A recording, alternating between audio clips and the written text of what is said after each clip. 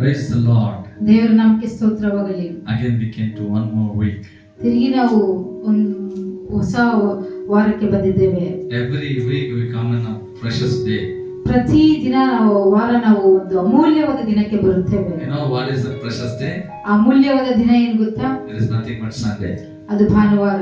Whenever we come to the Sunday, automatically we can see the presence of God and we feel every word from the Lord. ನಾವು ಭಾನುವಾರಕ್ಕೆ ಬಂದಿದ ತಕ್ಷಣನೇ ನಾವು automatic ಆಗಿ ದೇವರ ಪ್ರಸನ್ನತೆಯನ್ನು ನಾವು ನೋಡುತ್ತೇವೆ ಮತ್ತು ಪ್ರತಿಯೊಂದು ಮಾತು ದೇವರಿಂದ ನಾವು ಕೇಳಿಸಿಕೊಳ್ಳುತ್ತೇವೆ. And as God has promised me, and this whole month we were speaking only about the purpose of God and plan of God. ದೇವರು ನನಗೆ ವಾಗ್ದಾನ ಮಾಡಿದ ಪ್ರಕಾರ ಈ ತಿಂಗಳ ಪೂರ್ತಿ ಒಂದು ದೇವರ ಸಂಕಲ್ಪ ಮತ್ತು ದೇವರ ಒಂದು ಚಿತ್ತವನ್ನು ಬಗ್ಗೆ ನಾವು ಮಾತನಾಡುತ್ತೇವೆ. Hallelujah. Hallelujah. Nobody knows what's the purpose in this life. ನಮ್ಮ ಜೀವಿತದಲ್ಲಿ ದೇವರ ಸಂಕಲ್ಪ ಏನು ಎಂಬುದಾಗಿ ಅನೇಕ ಜನರಿಗೆ ಗೊತ್ತಿಲ್ಲ. Why we born, what we are doing, nothing we don't know. ಏನಕ್ಕಾಗಿ ನಾವು ಹುಟ್ಟಿದ್ದೇವೆ, ನಾವು ಏನು ಮಾಡುತ್ತೇವೆ ಏನು ಗೊತ್ತಿಲ್ಲ. All we know only family. ನಮಗೆ ಗೊತ್ತಿರುವುದೊಂದೇ ಕುಟುಂಬ. My father, my mother, my sister, my brothers, my friends. ನಮ್ಮ ತಂದೆ, ನಮ್ಮ ತಾಯಿ, ನಮ್ಮ ತಂಗಿ, ನಮ್ಮ ತಮ್ಮ ಮತ್ತು ನಮ್ಮ ಒಂದು ಸ್ನೇಹಿತರು. This circle only we are working, and even colleagues. ಇಷ್ಟೇ ನಮಗೆ ಗೊತ್ತು ಮತ್ತು ಕೆಲಸ ಮಾಡುವವರು. Wherever we go for workplace, we know that circle only. ನಾವು ಎಲ್ಲಿ ಕೆಲಸಕ್ಕೆ ಹೋಗುತ್ತೇವೋ ಅಲ್ಲಿ ಕೆಲಸ ಮಾಡುವ ಸರ್ಕಲ್ ಅಷ್ಟೇ ನಮಗೆ ಗೊತ್ತು. We think we born for this purpose. ನಾವು ಅಂದುಕೊಳ್ಳುತ್ತೇವೆ ಇದಕ್ಕೋಸ್ಕರನೇ ನಾವು ಹುಟ್ಟಿದ್ದೇವೆ ಎಂಬುದಾಗಿ. No, never. ಇಲ್ಲ. God created and His purpose and His plan want to fulfill in your life. ದೇವರು ಒಂದು ಸೃಷ್ಟಿಸಲ್ಪಟ್ಟಿರುವುದು ಆತನ ಸಂಕಲ್ಪ ಮತ್ತು ಒಂದು ಆಲೋಚನೆ ನಿಮ್ಮ ಜೀವನದಲ್ಲಿ ನೆರವೇರುವುದಕ್ಕೋಸ್ಕರ. ದೇವರು ಸೃಷ್ಟಿಸಿರೋದಲ್ಲ, ಸೃಷ್ಟಿಪಟ್ಟಿದ್ದು. Hallelujah. Hallelujah. So God created man. ದೇವರು ಮನುಷ್ಯನನ್ನು ಸೃಷ್ಟಿಸಿದರು. But He have the purpose upon his life. ಆತನ ಜೀವನದಲ್ಲಿ ಒಂದು ದೇವರ ಸಂಕಲ್ಪವಿದೆ. Let us see today what is there. ಈ ದಿನ ನಾವು ನೋಡಿಕೊಳ್ಳೋಣ ಏನಿದೆ ಎಂಬುದಾಗಿ. We read in Psalms 139 and 16. ಕೀರ್ತನೆಗಳು 139ನೇ ಅಧ್ಯಾಯ 16ನೇ ವಚನವನ್ನು ನಾವು ನೋಡಿಕೊಳ್ಳೋಣ. Your eyes saw my substance, brings it unfiltered, and in your book they all were written. The days fashioned for me, when as at those were none of them. ಕೀರ್ತನೆಗಳು 139ನೇ ಅಧ್ಯಾಯ 16ನೇ ವಚನ. ನಾನು ಇನ್ನೂ ಕೇವಲ ಪಿಂಡವಾಗಿರುವಾಗ ನಿನ್ನ ಕಣ್ಣುಗಳು ನನ್ನನ್ನು ನೋಡಿದವು. ನನ್ನ ಆಯುಷ್ ಕಾಲದ ಪ್ರಥಮ ದಿನವು ಪ್ರಾರಂಭವಾಗುವ ಮೊದಲೇ ಅದರ ಎಲ್ಲಾ ದಿನಗಳು ನಿನ್ನ ಪುಸ್ತಕದಲ್ಲಿ ಬರೆಯಲ್ಪಟ್ಟವು. Hallelujah. Hallelujah. Hallelujah. Hallelujah. What a wonderful word. Once again you read. ಎಷ್ಟು ಸುಂದರವಾದ ಒಂದು ವಾಕ್ಯ, ಅದ್ಭುತವಾದ ಒಂದು ವಾಕ್ಯ. Hallelujah. ನಾನು ಇನ್ನೂ ಕೇವಲ ಪಿಂಡವಾಗಿರುವಾಗ ನಿನ್ನ ಕಣ್ಣುಗಳು ನನ್ನನ್ನು ನೋಡಿದವು. ನನ್ನ ಆಯುಷ್ ಕಾಲದ ಪ್ರಥಮ ದಿನವು ಪ್ರಾರಂಭವಾಗುವ ಮೊದಲೇ ಅದರ ಎಲ್ಲಾ ದಿನಗಳು ನಿನ್ನ ಪುಸ್ತಕದಲ್ಲಿ ಬರೆಯಲ್ಪಟ್ಟವು. I tell you, my dear ones, if your daddy knows it or your mother notice about it, I don't know. But God have a great plan about your life. So He knows in the mother's womb only, when we are not formed, He knows His eyes upon that place. ಪ್ರಿಯರೇ, ಸ್ನೇಹಿತರೆ, ನಿಮ್ಮ ತಂದೆಗೆ ನಿಮ್ಮ ಬಗ್ಗೆ ಗೊತ್ತಿದೆಯೋ, ನಿಮ್ಮ ತಾಯಿಗೆ ನಿಮ್ಮ ಬಗ್ಗೆ ಗೊತ್ತಿದೆಯೋ ತಿಳಿಯಲಿಲ್ಲ. ಆದರೆ ನಿಮ್ಮನ್ನು ಸೃಷ್ಟಿಸಿರುವ ದೇವರಿಗೆ ನೀವು ಪಿಂಡವಾಗಿರುವಾಗಲೇ ಆತನ ಕಣ್ಣುಗಳು ನಿಮ್ಮ ಮೇಲೆ ಇದ್ದವು. And all your days He knows it. ಎಲ್ಲಾ ದಿನಗಳು ಆತನಿಗೆ ಗೊತ್ತು. It's written in the book. ಪುಸ್ತಕದಲ್ಲಿ ಅದು ಬರೆದಿದೆ. Hallelujah. Hallelujah. About you and mine. ನಿನ್ನ ಬಗ್ಗೆ ಮತ್ತು ನನ್ನ ಬಗ್ಗೆ. Hallelujah. So the purpose of God is He have the great purpose upon your life. So that Bible says, when you formed it, if you are not formed clearly, that time only God knows by your name. ದೇವರಿಗೆ ನಿನ್ನ ಮೇಲೆ ದೊಡ್ಡ ಸಂಕಲ್ಪವಿದೆ. ಯಾಕಂದರೆ ನೀನು ಹೊಟ್ಟೆಯಲ್ಲಿನ ತಾಯಿಯ ಗರ್ಭದಲ್ಲಿ ಪಿಂಡವಾಗಿರುವಾಗಲೇ ಇನ್ನು ಸರಿಯಾಗಿ ನೀನು ರೂಪಿಸಿದ ಮುಂಚೆಯೇ ಪಿಂಡವಾಗಿರುವಾಗಲೇ ಆತನಿಗೆ ನಿನ್ನ ಬಗ್ಗೆ ಎಲ್ಲ ಗೊತ್ತು. He know by your name. ನಿನ್ನ ಹೆಸರು ಸಹ ಆತನಿಗೆ ಗೊತ್ತು. Hallelujah. Hallelujah. Know why? ಯಾಕೆ ಗೊತ್ತಾ?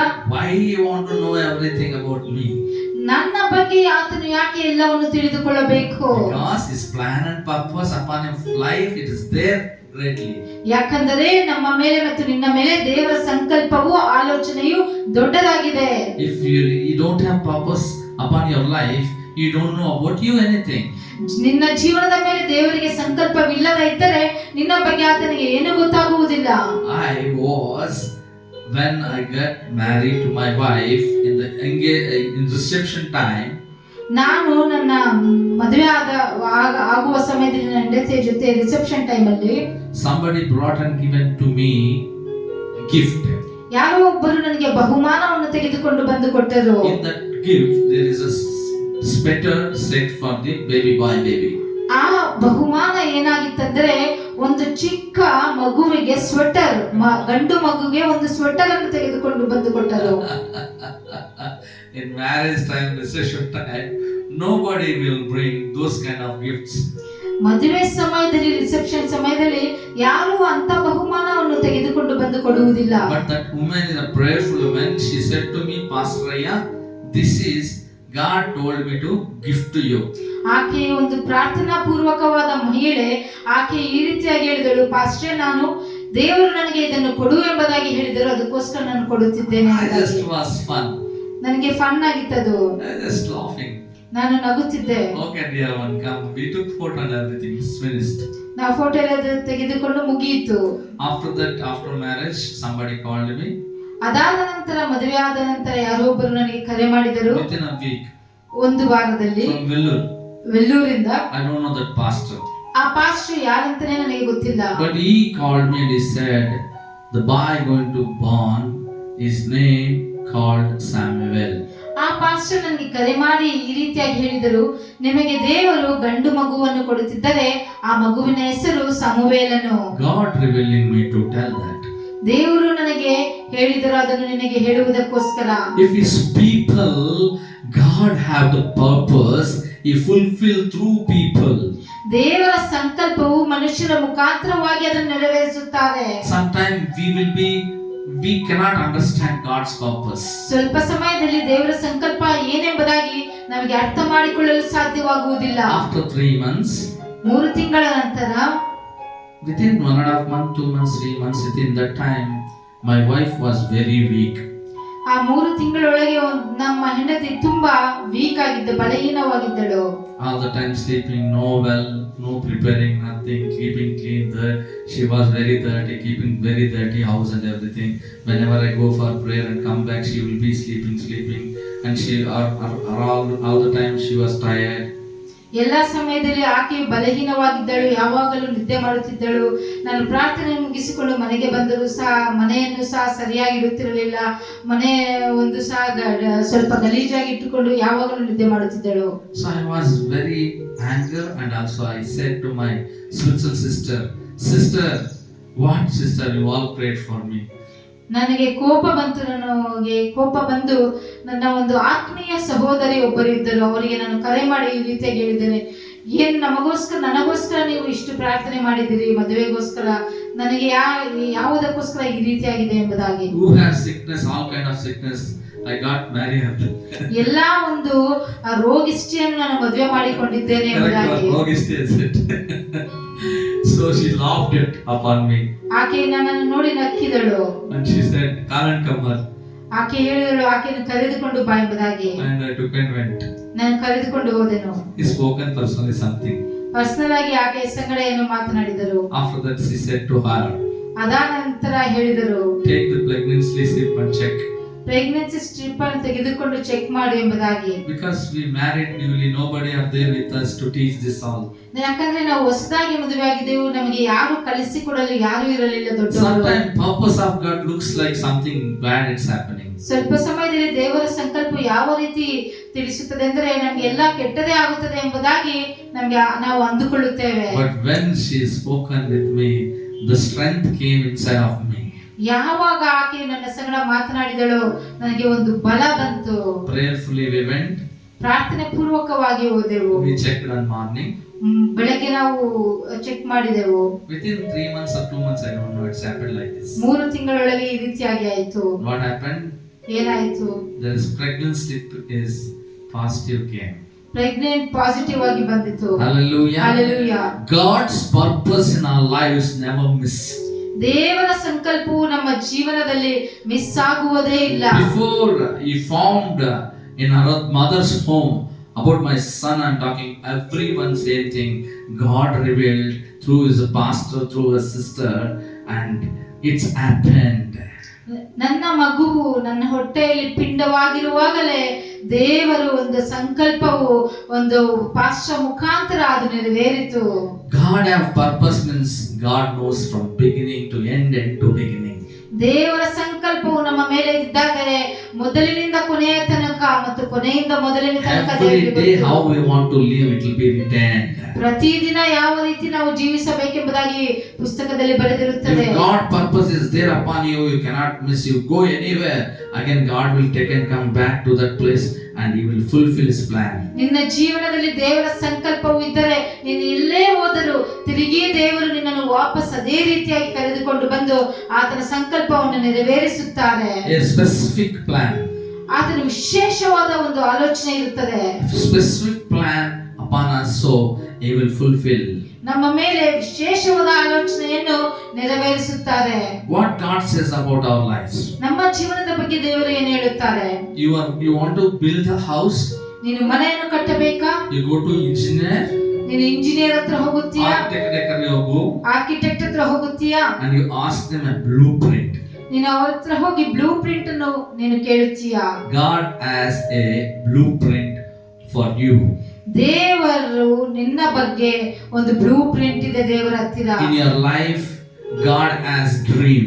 ನಿನ್ನ ಜೀವನದಲ್ಲಿ ದೇವರಿಗೆ ಒಂದು ಕನಸು ಇದೆ. For your life. ನಿನ್ನ ಜೀವನದ ಬಗ್ಗೆ. He created you. ಆತನು ನಿನ್ನನ್ನು ಸೃಷ್ಟಿಸಿದ್ದಾನೆ. For his purpose. ಆತನ ಸಂಕಲ್ಪಕ್ಕೋಸ್ಕರ. He desires you to do. ಅದನ್ನು ನೆರವೇರಿಸಬೇಕೆಂಬುದಾಗಿ ಆತನು ಆಸೆ ಪಡುತ್ತಾರೆ. And all you want to able to fulfill his purpose. ಆತನ ಸಂಕಲ್ಪವನ್ನು ನೀನು ನೆರವೇರಿಸಬೇಕು. Which is had in his mind for you.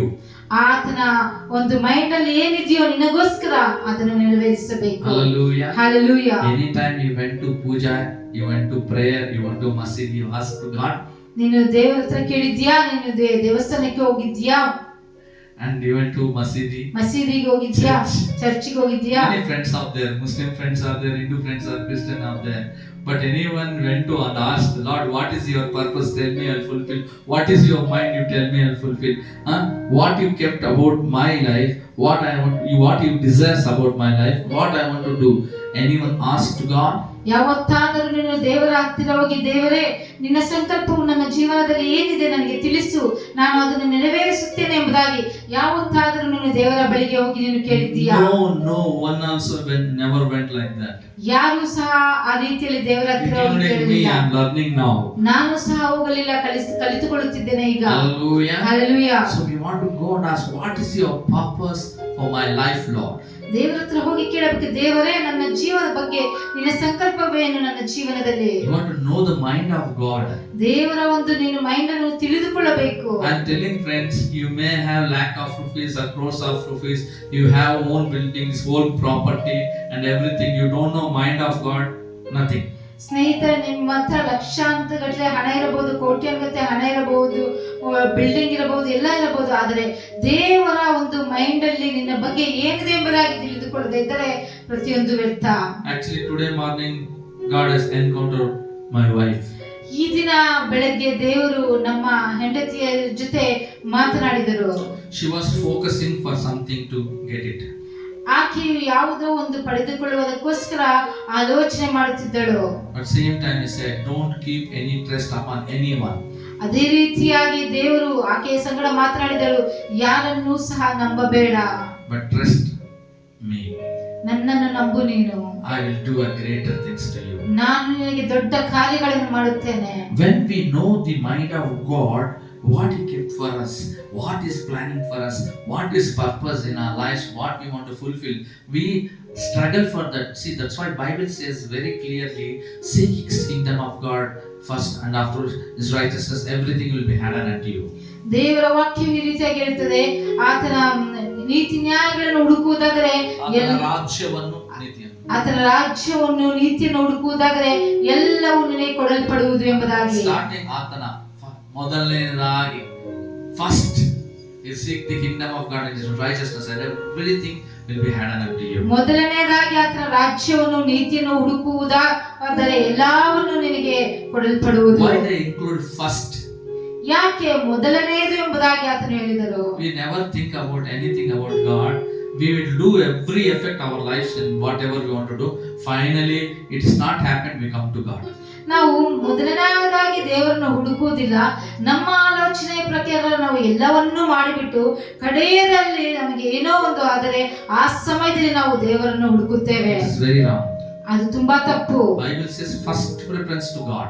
ಸತ್ಯವೇದ ಹೇಳುತ್ತದೆ ಮೊದಲನೇದಾಗಿ ನೀನು ದೇವರ ರಾಜ್ಯವನ್ನು When ಹುಡುಕು. you give first preference to God, automatically everything will be handed unto you. ಯಾವಾಗ ನೀನು ಮೊದಲನೇದಾಗಿ ದೇವರ ರಾಜ್ಯವನ್ನು ಹುಡುಕುತ್ತೀಯೋ ಆಮೇಲೆ ಎಲ್ಲವನ್ನೂ ನಿನಗೆ ಕೊಡಲ್ಪಡುವುದು. Who knows the mind of God? ಯಾರಿಗೆ ಗೊತ್ತು ದೇವರ ಒಂದು ಆಲೋಚನೆ ಮತ್ತು mind? I want to know that. ಅದನ್ನು ನೀನು ತಿಳಿದುಕೊಳ್ಳಬೇಕು. Only one, the greatest man, know that his mind of God. ದೊಡ್ಡ ವ್ಯಕ್ತಿ ದೇವರ ಒಂದು ಮೈಂಡ್ ಅವ್ರಿಗೆ ಗೊತ್ತು. You know who is that? ಯಾರು ಗೊತ್ತಾ? He came as a man. ಆತನು ಮನುಷ್ಯನಾಗಿ ಬಂದರು. He took a holy birth. ಆತನು ಒಂದು ಪವಿತ್ರವಾಗಿ ಜನ್ಮಿಸಿದರು. His name is none. ಆತನ ಹೆಸರು ಯಾವುದಲ್ಲ. His name is Jesus Savior. ಆತನ ಹೆಸರು ಯೇಸು ಸ್ವಾಮಿ ರಕ್ಷಕನು. Hallelujah. Hallelujah. Jesus means a savior. ಯೇಸು ಸ್ವಾಮಿ ಅಂದರೆ ರಕ್ಷಕನು. So why he came to this earth? ಯೇಸು ಸ್ವಾಮಿ ಯಾಕೆ ಈ ಭೂಲೋಕಕ್ಕೆ ಬಂದರು? To see his father's mind and fulfill all his father's mind and purpose of God. ಆತನ ತಂದೆಯ ಒಂದು ಮೈಂಡ್ ಅನ್ನು ತಿಳಿದುಕೊಂಡು ಆ ತಂದೆಯ ಸಂಕಲ್ಪವನ್ನು ನೆರವೇರಿಸುವುದಕ್ಕೋಸ್ಕರ. Today you and me, we know everything. Open Bible given to us. The Holy Bible knows everything about our lives and this earth sake. ಈ ದಿನ ಮತ್ತೆ ನೀನು ಮತ್ತೆ ನಾನು ನಮ್ಮ ಜೀವ ಈ ಪವಿತ್ರವಾದ ಸತ್ಯವೇದದಲ್ಲಿ ಎಲ್ಲವೂ ಅಡಗಿದೆ. Hallelujah. Hallelujah. Then why you are not searching for the purpose of God in your life? You want to seek the mind of God and fulfill his all purpose of God. ಮತ್ತೆ ದೇವರ ಸಂಕಲ್ಪವನ್ನು ನೀನು ಯಾಕೆ ಹುಡುಕುತ್ತಿಲ್ಲ? ನೀನು ಹುಡುಕಿ ಆತನ ಸಂಕಲ್ಪವನ್ನು ನೆರವೇರಿಸಬೇಕು. After everything you tried, finally you go, Lord, what is your purpose, Lord? Why I am like this, Lord? You cannot ask like that. Go first, sit in the presence of God, pray. First you want to know that his father's mind. What is the purpose of God? You want to know that. The Bible only reveals about purpose of God. ನಮ್ಮ ಆಲೋಚನೆ ಪ್ರಕಾರ ನಾವು ಎಲ್ಲವನ್ನು ಮಾಡಿ ಮುಗಿಸಿದ ನಂತರ ಕೊನೆಯದಾಗಿ ನಾವು ದೇವರ ಸನ್ನಿಧಾನಕ್ಕೆ ಬಂದು ದೇವರೇ ನಿನ್ನ ಸಂಕಲ್ಪವೇನು ಎಂಬುದಾಗಿ ನಾವು ದೇವರ ಸನ್ನಿಧಾನದಲ್ಲಿ ಕುಳಿತುಕೊಳ್ಳುವುದಕ್ಕಿಂತ ಅದಕ್ಕಿಂತ ಮುಂಚೆಯೇ ನಾವು ಸತ್ಯವೇದವನ್ನು ತೆಗೆದುಕೊಂಡು ದೇವರ ಸಂಕಲ್ಪ ನಮ್ಮ ಜೀವನದಲ್ಲಿ ಏನಿದೆ ಎಂಬುದಾಗಿ ಅದನ್ನು ಓದಿ ನಾವು ತಿಳಿದುಕೊಳ್ಳೋಣ. We'll see the Philippians 3:12. ಫಿಲಿಪ್ಪದವರಿಗೆ ಬರೆದ ಪತ್ರಿಕೆ 3ನೇ ಅಧ್ಯಾಯ 12ನೇ ವಚನವನ್ನು ನಾವು ನೋಡಿಕೊಳ್ಳೋಣ. Hallelujah. Hallelujah. Not that I have already attained or I am already perfected, but I press on that I may lay hold of that for which Christ Jesus has also laid hold of me. ಪೌಲನು ಫಿಲಿಪ್ಪದವರಿಗೆ ಬರೆದ ಪತ್ರಿಕೆ 3ನೇ ಅಧ್ಯಾಯ 12ನೇ ವಚನವನ್ನು ಓದಿಕೊಳ್ಳೋಣ. ಇಷ್ಟರೊಳಗೆ ನಾನು ಬಿರುದನ್ನು ಪಡೆಕೊಂಡು ಸಿದ್ಧಿಗೆ ಬಂದವನೆಂದು ಹೇಳುವುದಿಲ್ಲ. ನಾನು ಯಾವುದನ್ನು ಹೊಂದುವುದಕ್ಕಾಗಿ ಕ್ರಿಸ್ತ ಯೇಸು ನನ್ನನ್ನು ಹಿಡಿದುಕೊಂಡನೋ ಅದನ್ನು ಹಿಡಿದುಕೊಳ್ಳುವುದಕ್ಕೋಸ್ಕರ ಓಡುತ್ತಾ ಇದ್ದೇನೆ. Hallelujah. Hallelujah. He's telling that Paul is telling why he has called me, why he attacked me. So why? That's what the Christ plan upon me, purpose upon me. I am running for it. The Paul says. ಇಲ್ಲಿ ಪೌಲನು ಈ ರೀತಿಯಾಗಿ ಹೇಳುತ್ತಿದ್ದಾರೆ, ನಾನು ಯಾವುದನ್ನು ಹೊಂದುವುದಕ್ಕಾಗಿ ಕ್ರಿಸ್ತ ಯೇಸು ನನ್ನನ್ನು ಹಿಡಿದುಕೊಂಡನೋ ಅದನ್ನು ಹಿಡಿದುಕೊಳ್ಳುವುದಕ್ಕೋಸ್ಕರ ಓಡುತ್ತಾ ಇದ್ದೇನೆ. Hallelujah. Hallelujah. So Jesus has came to this earth to show the kingdom of God, and the last one you want to find it. ಯೇಸು ಸ್ವಾಮಿ ಈ ಭೂಲೋಕಕ್ಕೆ ಬಂದಿದ್ದು ಕಳೆದು ಹೋದವರನ್ನು ಹಿಡಿದುಕೊಳ್ಳುವುದಕ್ಕೋಸ್ಕರ. And who is actually come out from the God's presence, God's glory, you want to take and come and mix with the Father. ದೇವರ ಸನ್ನಿಧಿಯಿಂದ ಯಾರು ದೂರವಾಗಿದ್ದರೋ ಅವರನ್ನು ತಿರುಗಿ ದೇವರ ಸನ್ನಿಧಿಗೆ ಕರೆದುಕೊಂಡು ಬಂದು ತಂದೆಯ ಜೊತೆ ಅವರನ್ನು ಸೇರಿಸುವುದೇ ಅವರ ಕೆಲಸ. That's why Paul also doing same thing, is writing the letters to the churches and is teaching them and is telling them not to do this and that and teaching, and many letters went to through the Paul. ಪೌಲನು ಸಹ ಅದೇ ರೀತಿಯಾಗಿ ಮಾಡುತ್ತಿದ್ದಾರೆ. ಅನೇಕ ಸಭೆಗಳಿಗೆ ಆತನು ಪತ್ರಗಳನ್ನು ಬರೆಯುತ್ತಿದ್ದಾರೆ. ಈ ರೀತಿಯಾಗಿ ಜೀವಿಸಬೇಕು, ಈ ರೀತಿಯಾಗಿ ಇರಬೇಕು ಎಂಬುದಾಗಿ ಪತ್ರಗಳನ್ನು ಬರೆದು ಅವರನ್ನು ಎನ್ಕರೇಜ್ ಮಾಡುತ್ತಿದ್ದಾರೆ, ಬಲಪಡಿಸುತ್ತಿದ್ದಾರೆ. God plan is to come all his peoples to under the God. ದೇವರ ಆಲೋಚನೆ ಎಂದರೆ ಎಲ್ಲಾ ಮನುಷ್ಯರು ದೇವರ ಸನ್ನಿಧಾನಕ್ಕೆ ಬರುವುದೇ. Nowadays the Christianity is become very famous in throughout this world. ಈ ದಿನಗಳಲ್ಲಿ ಕ್ರಿಶ್ಚಿಯಾನಿಟಿ ಎಂಬುದು ಒಂದು ಈ ಭೂಲೋಕದಲ್ಲೇ ತುಂಬಾ ಫೇಮಸ್ ಆಗಿಬಿಟ್ಟಿದೆ. You know what the people are telling? ಏನು ಮನುಷ್ಯರು ಹೇಳುತ್ತಿದ್ದಾರೆ ಗೊತ್ತಾ? Peoples are telling about Christians. They are telling they are converting the peoples. ಮನುಷ್ಯರು ಹೇಳುತ್ತಿದ್ದಾರೆ ಮನುಷ್ಯರನ್ನು ಅವರು ಕನ್ವರ್ಟ್ ಮಾಡುತ್ತಿದ್ದಾರೆ ಎಂಬುದಾಗಿ. The Bible says not to convert. ಸತ್ಯವೇದ ಹೇಳುತ್ತದೆ convert ಮಾಡುವುದಲ್ಲ, And show the way. ದಾರಿಯನ್ನು ತೋರಿಸುವುದು. The way for the God's place. ದೇವರ ಒಂದು ಜಾಗಕ್ಕೆ ದಾರಿ ತೋರಿಸುವುದು. The way for doors to open for heaven. ಪರಲೋಕದ ಬಾಗಿಲುಗಳನ್ನು ಬಿಚ್ಚುವುದು, ಒಂದು ದಾರಿ ತೋರಿಸುವುದು. Not only that, ಅದೇ ಅಲ್ಲ, where the salvation will get. ರಕ್ಷಣೆ ಎಲ್ಲಿ ಸಿಗುತ್ತದೆ, How it will get. ಹೇಗೆ ಸಿಗುತ್ತದೆ, How we want to live sinful life and evil life. ನಾವು ಪಾಪದ ಜೀವಿತವನ್ನು ಯಾವ ರೀತಿಯಲ್ಲಿ ಬಿಟ್ಟು ಬಿಡಬೇಕು. That's what the Bible says. ಅದೇ ಒಂದು ಸತ್ಯವೇದವು ನಮ್ಮನ್ನು ಕಲಿಸಿಕೊಡುತ್ತದೆ. Jesus was teached. Yesu Swami ಕಲಿಸಿಕೊಟ್ಟದ್ದು, Taught us. ಕಲಿಸಿಕೊಟ್ಟದ್ದು. What he taught us? ಏನು ಕಲಿಸಿಕೊಟ್ಟರು ಯೇಸು ಸ್ವಾಮಿ? Be good, don't do evil. ಒಳ್ಳೆಯವನಾಗಿರು, ಕೆಟ್ಟದ್ದು ಮಾಡಬೇಡ. Whatever he taught. ಆತನು ಏನೆಲ್ಲ ಕಲಿಸಿಕೊಟ್ಟರು. Not about religion. ಒಂದು ರಿಲಿಜನ್ ಬಗ್ಗೆ ಆತನು ಕಲಿಸಿಕೊಡಲಿಲ್ಲ. Not about riches and poor. ಒಂದು ಬಡವರ ಬಗ್ಗೆ ಮತ್ತು ಶ್ರೀಮಂತಿಗೆ ಬಗ್ಗೆ ಆತನು ಕಲಿಸಿಕೊಡಲಿಲ್ಲ. And bad and good. ಕೆಟ್ಟದು ಮತ್ತು ಒಳ್ಳೆಯದು. Where he came to teach us to come to kingdom of God. We came out from the glory of God. He came to take it near to Father. ದೇವರ ಸನ್ನಿಧಿಯಿಂದ, ದೇವರ ಮಹಿಮೆಯಿಂದ ನಾವು ದೂರವಾಗಿದ್ದೇವೆ. ನಮ್ಮ ದೂರವಾಗಿರುವ ನಮ್ಮನ್ನು ತಂದೆಯ ಸಂಗಡ ಆತನು ಸೇರಿಸುವುದಕ್ಕೋಸ್ಕರ ಬಂದರು. Whenever the salvation we got, we want to keep the salvation. We don't want to see a left and right. We want to walk the salvation. We want to do it as it is, as Jesus done in this earth. ನಮ್ಮ ರಕ್ಷಣೆಯು ನಮಗೆ ಸಿಕ್ಕಿದ ನಂತರ ನಾವು ಬಲಕ್ಕಾಗಲಿ ಎಡಕ್ಕಾಗಲಿ ನಾವು ತಿರುಗಿ ನೋಡಲಾರದೆ ಅದನ್ನು ಗಟ್ಟಿಯಾಗಿ ಹಿಡಿದುಕೊಂಡು ಮುಂದಕ್ಕೆ ನಡೆಯಬೇಕು. That's what the Bible says. ಸತ್ಯವೇದವು ಹೇಳುತ್ತದೆ. There is a third for which Jesus laid a hold of you. He has a plan and purpose for you. ಆತನಿಗೆ ನಿನ್ನ ಜೀವನದ ಮೇಲೆ ಒಂದು ಸಂಕಲ್ಪವು ಮತ್ತು ಆಲೋಚನೆಯೂ ಇದೆ. Jesus came and said for his disciples, go throughout this world and share the gospel and good news to others. ಯೇಸು ಸ್ವಾಮಿ ಆತನ ಶಿಷ್ಯರಿಗೆ ಹೇಳಿದರು, ಈ ಭೂಲೋಕದ ಕಡೆಯವರಿಗೆ ಹೋಗಿ ಆ ಒಂದು ರಕ್ಷಣೆಯ ಒಂದು ಸುವಾರ್ತೆಯನ್ನು ಸಾರು ಎಂಬುದಾಗಿ ಆತನ ಶಿಷ್ಯರಿಗೆ ಹೇಳಿದರು. Hallelujah. Hallelujah. The Bible says Ephesians 2:10. ಸತ್ಯವೇದದಲ್ಲಿ ಎಫೆಸದವರಿಗೆ ಬರೆದ ಪತ್ರಿಕೆ 2ನೇ ಅಧ್ಯಾಯ 10ನೇ ವಚನ. For we are his workmanship, created in Christ Jesus for good works, which God prepared, formed, that we should walk in them. ನಾವು ಆತನ ನಿರ್ಮಾಣ, 2:10, yeah. ನಾವು ಆತನ ನಿರ್ಮಾಣ, ಸತ್ಕಾರ್ಯಗಳನ್ನು ಮಾಡುವುದಕ್ಕಾಗಿಯೇ ಕ್ರಿಸ್ತ ಯೇಸುವಿನಲ್ಲಿ ಸೃಷ್ಟಿಸಲ್ಪಟ್ಟೆವು. ನಾವು ಸತ್ಕಾರ್ಯಗಳನ್ನು ನಡೆಸುವವರಾಗಿ ಬದುಕಬೇಕೆಂದು ದೇವರು ನಮ್ಮನ್ನು ಮೊದಲೇ ನೇಮಿಸಿದನು. Hallelujah. Hallelujah. In English, very good word they given. Workmanship. We working manship with God. ಆಂಗ್ಲ ಭಾಷೆಯಲ್ಲಿ ತುಂಬಾ ಚೆನ್ನಾಗಿ ಬರೆದಿದ್ದಾರೆ. ಹೇಳಿದ್ದಾರೆ, ವರ್ಕ್ಮ್ಯಾನ್ಶಿಪ್ ಎಂಬುದಾಗಿ. ಅಂದರೆ ಯೇಸು ಸ್ವಾಮಿಯ ಸಂಗಡ ನಾವು ಕೆಲಸ ಮಾಡುವುದು. Hallelujah. Hallelujah. We are walking with Jesus. ನಾವು ಯೇಸು ಸ್ವಾಮಿಯ ಸಂಗಡ ನಾವು ಕೆಲಸ ಮಾಡುತ್ತಿದ್ದೇವೆ. We are walking with Jesus. ಯೇಸು ಸ್ವಾಮಿಯ ಸಂಗಡ ನಡೆಯುತ್ತಿದ್ದೇವೆ. Hallelujah. Hallelujah. What Jesus taught us. ಯೇಸು ಸ್ವಾಮಿ ನಮಗೆ ಏನು ಕಲಿಸಿಕೊಟ್ಟರು? He told He came to this earth to give His blood and wash all our sins, all our curse. He want to make to Father and His children one. ಆತನು ಈ ಭೂಲೋಕಕ್ಕೆ ಬಂದದ್ದು ನಮ್ಮ ಪಾಪಗಳನ್ನೆಲ್ಲ ಆತನ ರಕ್ತದ ಮುಖಾಂತರವಾಗಿ ತೊಳೆದು ಬಿಟ್ಟು ನಮ್ಮನ್ನು ತಂದೆ ಸಂಗಡ ಸೇರಿಸುವುದಕ್ಕೋಸ್ಕರ. Hallelujah. Hallelujah. The purpose of God is good. ದೇವರ ಸಂಕಲ್ಪವು ಒಳ್ಳೆಯದು. There are good works ಒಳ್ಳೆಯ ಕೆಲಸಗಳಿದೆ which God planned, prepared for you. ದೇವರು ಒಂದು ಆಲೋಚನೆ ಮಾಡಿ ನಿನಗೋಸ್ಕರ ಆತನು ತಯಾರು ಮಾಡಿರುವುದು. Where we want to accomplish it, we want to accomplish in this earth. ಎಲ್ಲಿ ನಾವು ಅದನ್ನು ನಾವು ನಡೆಸಬೇಕು ಈ ಭೂಮಿಯ ಮೇಲೆ.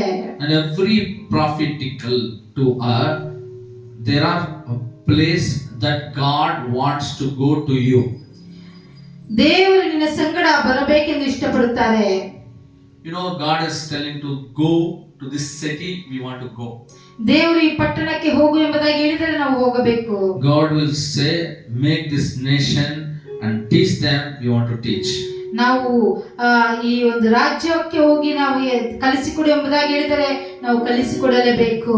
And we want to transform the cities because sake of God. ಪಟ್ಟಣಗಳನ್ನು ದೇವರಿಗೋಸ್ಕರ ಮಾರ್ಪಡಿಸಬೇಕು. Hallelujah. Hallelujah. That is the purpose of God. ಅದೇ ಒಂದು ದೇವರ ಸಂಕಲ್ಪವಾಗಿದೆ. We want to live a life, a simple life. ನಾವು ಒಂದು ಸಾಧಾರಣವಾದ ಜೀವನವನ್ನು ಜೀವಿಸಬೇಕು. Many are came, they became taking the Lord's name, they became rich peoples, they're flying, they have every wealth. But God is saying, living life is like simple.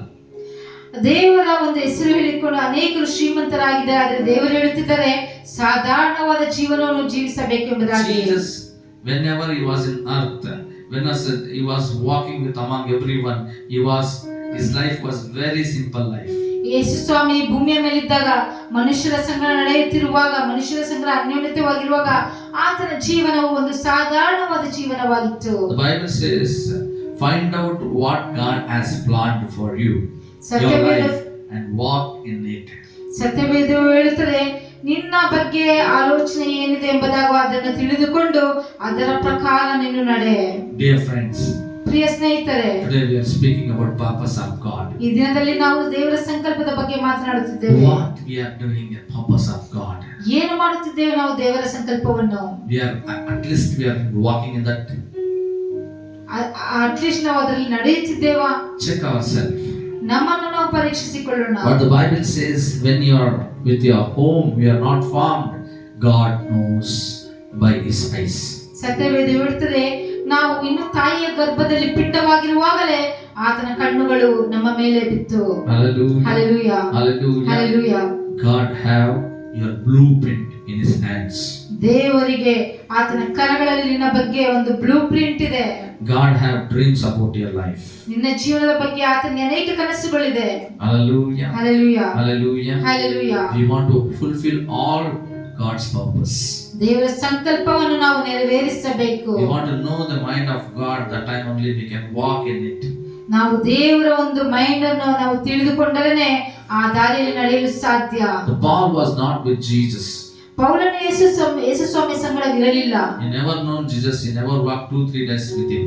ಯೇಸು ಸ್ವಾಮಿಯ ಸಂಗಡ ಆತನು ನಡೆಯಲಿಲ್ಲ 2-3 ದಿನಗಳು ಸಹ. But God, Jesus encountered him.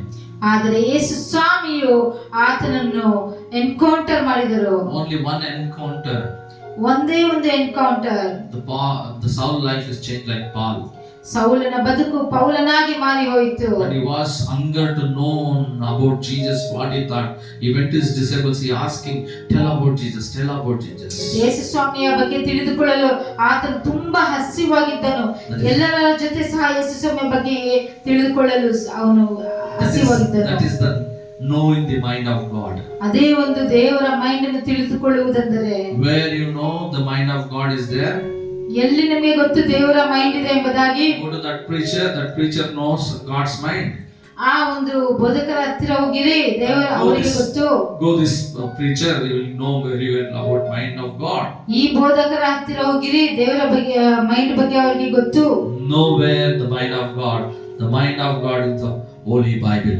ಒಂದು ದೇವರ mind ತಿಳಿದುಕೊಳ್ಳಬೇಕಂದ್ರೆ ಸತ್ಯವೇದದಲ್ಲಿದೆ. And there God shows His plan. ಅಲ್ಲಿ ದೇವರ ಒಂದು ಆಲೋಚನೆ ಸತ್ಯವೇದದಲ್ಲಿ ನಮಗೆ ತಿಳಿಯಪಡಿಸುತ್ತಾರೆ. Hallelujah. Hallelujah. And secondly, we see we are the workmanship with the Lord Jesus Christ. ಎರಡನೆಯದಾಗಿ ನಾವು ದೇವರ ಸಂಗಡ ಕೆಲಸ ಮಾಡುವವರಾಗಿದ್ದೇವೆ, ನಿರ್ಮಾಣರಾಗಿದ್ದೇವೆ. That is the purpose of God. ಅದೇ ಒಂದು ದೇವರ ಸಂಕಲ್ಪ. Whatever Jesus done in this earth, ಯೇಸು ಸ್ವಾಮಿ ಏನೆಲ್ಲ ಈ ಭೂಮಿ ಮೇಲೆ ಮಾಡಿದ್ದಾರೋ, He is fulfilled His Father's purpose in this earth. ತಂದೆಯ ಸಂಕಲ್ಪವನ್ನು ಯೇಸು ಸ್ವಾಮಿ ಭೂಮಿಯ ಮೇಲೆ ನೆರವೇರಿಸಿದರು. And Jesus not done everything, every act day by day, the growing, the giving birth. No one soul also not to miss. So God has left us and He told us to fulfill my purpose as I fulfill my Father's purpose.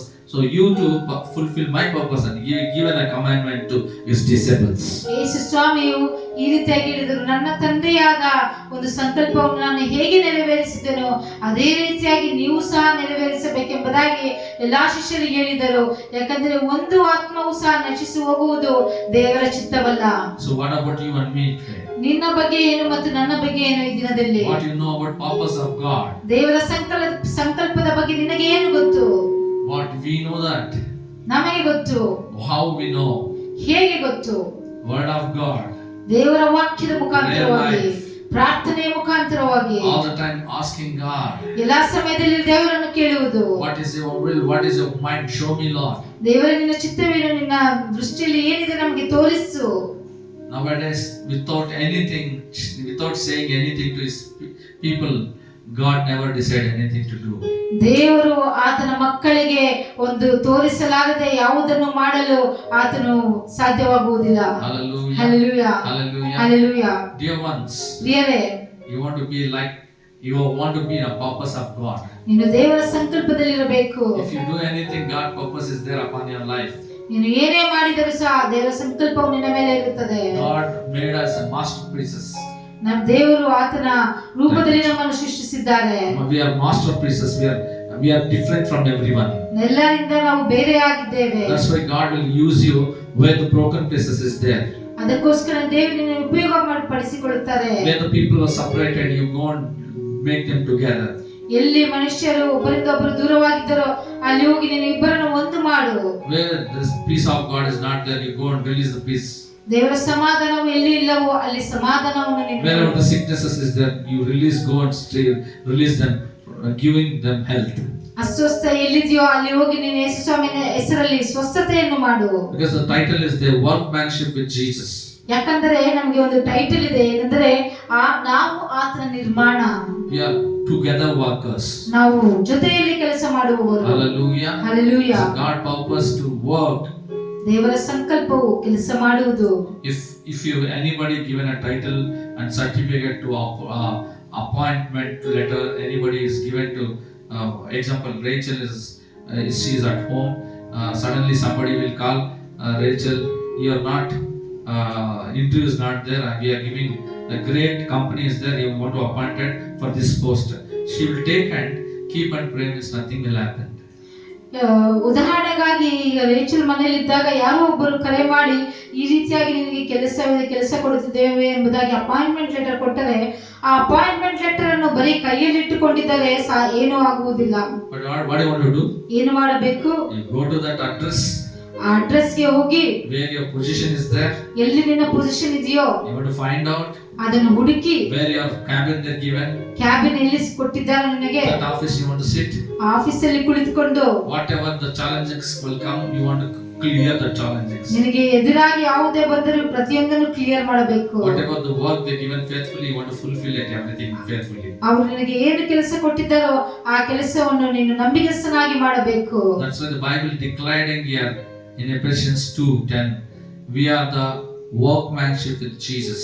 ಅದೇ ರೀತಿಯಾಗಿ ಎಫೆಸದವರಿಗೆ ಬರೆದ ಪತ್ರಿಕೆ 2ನೇ ಅಧ್ಯಾಯ 10ನೇ ವಚನದಲ್ಲಿ ಹೇಳಿರುವ ಪ್ರಕಾರ ನಾವು ಆತನ ನಿರ್ಮಾಣವಾಗಿದ್ದೇವೆ. Hallelujah. Hallelujah. Let us work together. ನಾವು ಜೊತೆಯಲ್ಲಿ ಕೆಲಸ ಮಾಡೋಣ. Don't say I am nothing to fit. I am only working place only I can fit. I cannot be a owner. I want to be a beggar. I want to be a all the time worker. Don't confess. ನೀವು ಯಾವುದನ್ನು ನೀವು ಅರಿಕೆ ಮಾಡಬೇಡಿರಿ. Whatever I said is say. ನಾನು ನನಗೆ ಕೆಲಸ ಮಾಡುವುದೇ ನನಗೆ ಇಷ್ಟ, ಬೇರೆಯವರ ಕೆಳಗೆ ಕೆಲಸ ಮಾಡುವುದು. God want to keep you owner, but you want to like to work among somebody. ದೇವರು ನಿನಗೆ ಓನರ್ ಆಗಿ ಇಡಬೇಕು ಎಂದು ಇಷ್ಟಪಡುತ್ತಾರೆ, ಆದರೆ ನೀನು ಒಬ್ಬರ ಕೆಳಗೆ ಮಾಡಬೇಕು ಎಂಬುದಾಗಿ ನೀನು ನಿನ್ನ ಆಲೋಚನೆಯ ಪ್ರಕಾರ ನೀನು ನಿರ್ಮಾಣ ಮಾಡಿಕೊಳ್ಳುತ್ತೀಯ. That's why many times failures come. ಅದಕ್ಕೋಸ್ಕರನೇ ಅನೇಕ ಸಾರಿ ಫೇಲ್ಯೂರ್ಸ್ ಬರುತ್ತದೆ. Purpose of God is not that you want to go and work somewhere. ದೇವರ ಸಂಕಲ್ಪ ಅದಲ್ಲ ಎಲ್ಲೋ ಹೋಗಿ ಕೆಲಸ ಮಾಡಬೇಕು. Of course sometimes God will teach to work somewhere. Of course ದೇವರು ಕಲಿಸಿಕೊಡುತ್ತಾರೆ ಎಲ್ಲೋ ಕೆಲಸ ಮಾಡಿ. You finish the targets and everything, God will give the promotion. ಎಲ್ಲಾ ಟಾರ್ಗೆಟ್ ನೀನು ರೀಚ್ ಆದ ನಂತರ ದೇವರು ಒಂದು ಪ್ರಮೋಷನ್ ಕೊಡುತ್ತಾರೆ. You are in the promotion, you cannot ask again Lord give me LKG you finished it. You are in somewhere degree. ನೀನು promotion ಇದ್ದಾಗ LKG ಮುಗಿದು ನೀನು ಡಿಗ್ರಿಯಲ್ಲಿ ಇದ್ದಾಗ ತಿರುಗಿ ನೀನು LKG ಗೆ ಹೋಗಲು ಸಾಧ್ಯವಿಲ್ಲ. After worldly seeking people only going to promotion, how about you? ಒಂದು ಲೌಕಿಕವಾದ ಕಾರ್ಯಗಳನ್ನು ಹುಡುಕುವವರೇ ಒಂದು ಪ್ರಮೋಷನ್ ಗೆ ಹೋದರೆ ನಿನ್ನ ಬಗ್ಗೆ ಏನು? God purpose and plan is upon your life. ದೇವರ ಒಂದು ಸಂಕಲ್ಪವು ಆಲೋಚನೆ ನಿನ್ನ ಜೀವನ ಮೇಲೆ ಇದೆ. He will always think about you, head not tail. ನಿನ್ನ ಬಗ್ಗೆ ದೇವರು ಯಾವಾಗಲೂ ತಲೆಯಾಗಿ ಆಲೋಚಿಸುತ್ತಾರೆ, ಬಾಲವಾಗಿ ಅಲ್ಲ. Never think about you down, you think about above. ದೇವರು ನಿನ್ನ ಬಗ್ಗೆ ಯಾವಾಗಲೂ ಉನ್ನತ ಸ್ಥಾನದಲ್ಲಿಯೇ ಇಟ್ಟು ಆತನ ಆಲೋಚನೆ ಮಾಡುತ್ತಾನೆ, ಕೆಳಗೆ ಅಲ್ಲ. Appointment letter for the ownership, but you asking God to I want to get small job. ದೇವರು ಒಂದು ಅಪಾಯಿಂಟ್ಮೆಂಟ್ ಲೆಟರ್ ಓನರ್ಶಿಪ್ ಆಗಿ ಕೊಡಲು ಇಷ್ಟಪಡುತ್ತಿದ್ದಾರೆ, ಆದರೆ ನೀನು ಚಿಕ್ಕ ಕೆಲಸವನ್ನು ಕೇಳಿಕೊಳ್ಳುತ್ತಿದ್ದೀಯಾ? Plan your plans. ನಿನ್ನ ಆಲೋಚನೆಗಳು ನೀನು ಮಾಡಬೇಡ. If your plans will fail, ನಿನ್ನ ಆಲೋಚನೆಗಳು ಫೇಲ್ ಆಗುತ್ತದೆ, but Jesus never fails. ಆದರೆ ಯೇಸು ಸ್ವಾಮಿ ಫೇಲ್ ಆಗುವುದಿಲ್ಲ. Prepare for greater things to have in your life. ದೊಡ್ಡ ಕಾರ್ಯಗಳು ನಿನ್ನ ಜೀವನದಲ್ಲಿ ನಡೆಯುವುದಕ್ಕೋಸ್ಕರ ನೀನು ತಯಾರಾಗು. Let us meet and next week. ಮುಂದಿನ ವಾರ ನಾವು ನೋಡಿಕೊಳ್ಳೋಣ. May God bless you. ದೇವರು ನಿಮ್ಮನ್ನು ಆಶೀರ್ವದಿಸಲಿ. Let us pray.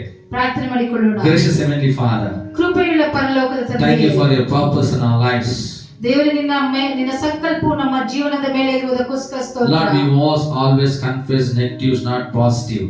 ನಾವು ಯಾವಾಗಲೂ ನಮ್ಮ ಬಾಯಿ ನೆಗೆಟಿವ್ ಅನ್ನು ಅರಿಕೆ ಮಾಡುತ್ತೇವೆ, ಪಾಸಿಟಿವ್ ಅನ್ನು ಅರಿಕೆ ಮಾಡುವುದಿಲ್ಲ. But your purpose and plan is positive, not negative. ಆದರೆ ನಿನ್ನ ಸಂಕಲ್ಪವು ಆಲೋಚನೆಯು ಪಾಸಿಟಿವ್ ಆಗಿರುತ್ತದೆ, ನೆಗೆಟಿವ್ ಅಲ್ಲ. Today personally touch whoever watching this video. ತಂದೆ, ಈ ದಿನದಲ್ಲಿ ಯಾರೆಲ್ಲ ಇದನ್ನು ನೋಡುತ್ತಿದ್ದಾರೋ ಅವರನ್ನು ಮುಟ್ಟು.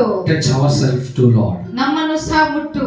Where we are weak, where we are telling this much of only I don't have any knowledge, I cannot speak fluent English, I cannot do that work, this work, we are confessing every negative confess, I break it in Jesus mighty name. ನಮ್ಮ ಬಲಹೀನದ ಮಾತುಗಳು ನಾವು ಈ ರೀತಿ ಮಾತನಾಡಕ್ಕಾಗುವುದಿಲ್ಲ, ನಮ್ಮ ಕರೆಗಳಲ್ಲಿ ಆಗುವುದಿಲ್ಲ ಎಂಬ ಪ್ರತಿಯೊಂದು ಬಲಹೀನತ ಮಾತುಗಳನ್ನು ಯೇಸುವಿನ ನಾಮದಲ್ಲಿ ಮುರಿದು ಹಾಕುವವರಾಗಿದ್ದೇವೆ. I never say I cannot, but I say I can. ನನ್ನಿಂದ ಆಗುವುದಿಲ್ಲ ಎಂಬುದಾಗಿ ನಾನು ಹೇಳುವುದಿಲ್ಲ, ನನ್ನಿಂದ ಆಗುತ್ತದೆ ಎಂಬುದಾಗಿ ಹೇಳುತ್ತೇನೆ. Yes Lord, because your purpose is greater thing.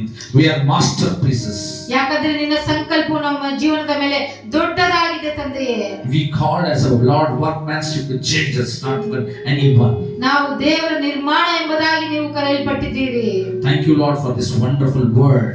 ಈ ಸುಂದರವಾದ ಅದ್ಭುತವಾದ ವಾಕ್ಯಕ್ಕೋಸ್ಕರ ನಿಮಗೆ ಸ್ತೋತ್ರ. Every words whoever listened, Lord, bless them, Lord. They want to be raised and they want to come up and they want to forget it all negative things and they want to go positive, Lord Jesus. ತಂದೆ, ಈ ಸಂದೇಶವನ್ನು ಯಾರೆಲ್ಲ ಕೇಳಿಸಿಕೊಳ್ಳುತ್ತಿದ್ದಾರೋ ಅವರ ಬಲಹೀನದ ಮಾತುಗಳನ್ನು ಬಿಟ್ಟು ಬಿಟ್ಟು ಧೈರ್ಯವಂತರಾಗಿ ತಂದೆ ನಡೆಯಬೇಕು. Every week we see the purpose of God and Lord climb every step by your grace. ತಂದೆ, ಪ್ರತಿ ವಾರ ದೇವರ ಸಂಕಲ್ಪವನ್ನು ನಾವು ಮಾತಾಡಬೇಕಾದ್ರೆ ತಂದೆ ಪ್ರತಿಯೊಂದು ಸ್ಟೆಪ್ ಅನ್ನು ಒಂದು ಕೃಪೆಯ ಮುಖಾಂತರ ನಾವು ಮುಂದೆ ಹೋಗುತ್ತೇವೆ. This many days Lord we was weak, we don't know purpose of God, so we was very down.